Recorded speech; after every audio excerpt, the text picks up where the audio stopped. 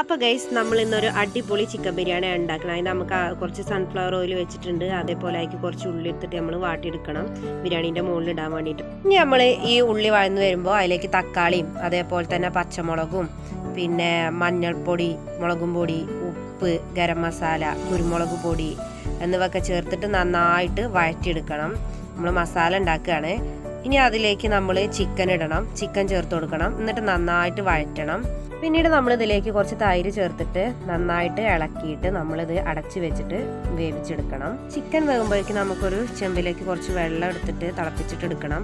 പട്ട, ഗ്രാമ്പു, ഏലക്ക, ഉപ്പ് എന്നിവ ചേർക്കണം. അവിടെ കിടന്ന് തിളക്കട്ടെ. അപ്പോഴേക്കും നമ്മുടെ ചിക്കൻ ഇവിടെ സെറ്റ് ആയിട്ടുണ്ട്. തിളച്ച വെള്ളത്തിലേക്ക് നമ്മൾ അരി കഴുകി വൃത്തിയാക്കി വെച്ചിട്ടുള്ള അരി ഇടുകയാണ്. അരിയൊക്കെ തിളച്ച് വന്നിട്ടുണ്ട്. അപ്പോൾ അത് ഊറ്റിയിട്ട് ചിക്കനിലേക്ക് ഇട്ട് കൊടുക്കണം. ഇവിടെ ദം പരിപാടിയിലേക്ക് കിടക്കുകയാണ്. വറുത്ത് വെച്ചിട്ടുള്ള അണ്ടിപ്പരിപ്പ്, ഉള്ളി, അതുപോലെ തന്നെ നമ്മുടെ പുതിന, മല്ലിച്ചപ്പൊക്കെ എന്നിട്ട് അടച്ചിട്ട് നമ്മൾ കണലൊക്കെ കോരിയിട്ട് നമ്മളൊന്ന് ദം ചെയ്ത് വെക്കണം.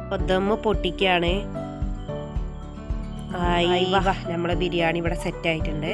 ഇനി നമ്മൾ ഇതിലേക്ക് നെയ്യ് ഒഴിച്ചിട്ട് ചോറ് വേറെയും ചിക്കൻ വേറെ ആക്കിയിട്ട് മാറ്റുകയാണ്. എന്നിട്ട് നമുക്കതൊരു സെർവിങ് പ്ലേറ്റിലേക്ക് മാറ്റാം. കണ്ടോ, അടിപൊളി ബിരിയാണിയാണ്. എല്ലാവരും ഒന്ന് ട്രൈ ചെയ്ത് നോക്കിയിട്ട് അഭിപ്രായം പറയണേ.